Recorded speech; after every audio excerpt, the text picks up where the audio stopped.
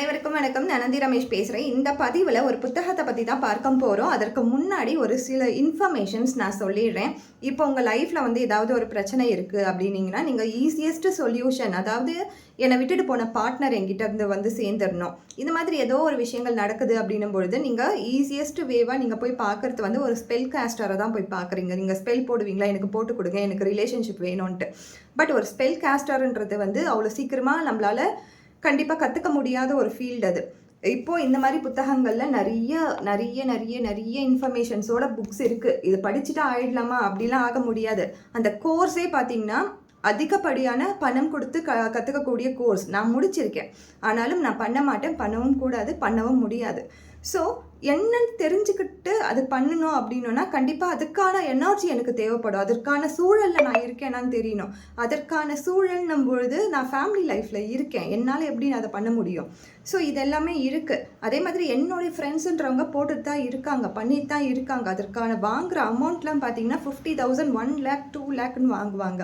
So அவங்க அதுக்காகவே அவங்கள வந்து அர்ப்பணிச்சிருக்காங்க. ஸோ இதெல்லாமே டிஃப்ரென்ஸ் நிறைய இருக்குது. எல்லோருமே எல்லாத்தையும் பண்ணிட முடியாது. இதில் வந்து என்ன சொல்லுவாங்கன்னா, ஒயிட் மேஜிக் இது, பிளாக் மேஜிக் இது அப்படின்வாங்க. ஒயிட் பீப்புள், யூரோப்பியன் பீப்புள் பண்ணுறது ஒயிட் மேஜிக், ஆஃப்ரிக்கன் பீப்புள் பண்ணுறது பிளாக் மேஜிக். ஸோ இந்த கலர், ஸ்கின் கலரை வச்சு தான் இது பிளாக் மேஜிக் அண்ட் ஒயிட் மேஜிக்னு மாறிடுச்சே தவிர பாசிட்டிவ் அண்ட் நெகட்டிவ்னு இது எதுவுமே கிடையாது. எல்லாமே வந்து நல்லது தான், எல்லாமே கெட்டது தான். இதில் எல்லாமே வந்து இது கெட்டது இது நல்லதுன்னு சொல்லி பாகுபாடே இல்லாத ஒரு பிரிவுனா இந்த ஸ்பெல் காஸ்டிங் தான். ஸோ இதில் வந்து நீங்கள் காசு கொடுக்குறீங்க அப்படின்னும் பொழுது நீங்கள் பாருங்கள், உங்களுக்கு புரியணும் ஒரு சில விஷயங்கள். இது ஏன் நடக்குது, இது ஏன் நம்ம பண்ணணும், யார்கிட்ட பண்ணணும் அப்படின்ட்டு. ஏன்னா இதை படிக்கிறதுக்கே அவ்வளோ அமௌண்ட் அவங்க ஸ்பெண்ட் பண்ணுவாங்க. இதை கற்றுக்கிறதுக்கு 1 month 2 monthலலாம் கற்றுக் கொடுத்துருவாங்க. ஆனால் நம்ம அதை ட்ரெயின் பண்ணி நம்ம அதுக்கான ஒரு பீப்புளாக மாறணும் அப்படின்னும் பொழுது ரொம்ப அதிகப்படியான எனர்ஜியும் ரொம்ப அதிகப்படியான நாட்களும் தேவைப்படும். 15 years 20 years அந்த மாதிரி ஆகும். பணமும் அதிகமாக செலவாகும். ஸோ இந்த புத்தகங்கள்லாம் பார்க்கும்பொழுது நீங்கள் தெரிஞ்சுக்கலாம் இதில் என்ன இருக்குதுன்ட்டு.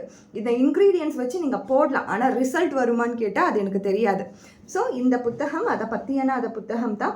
So the world famous mad அப்படின்ற அந்த ஆத்தர் வந்து world famous psychic and spell castor.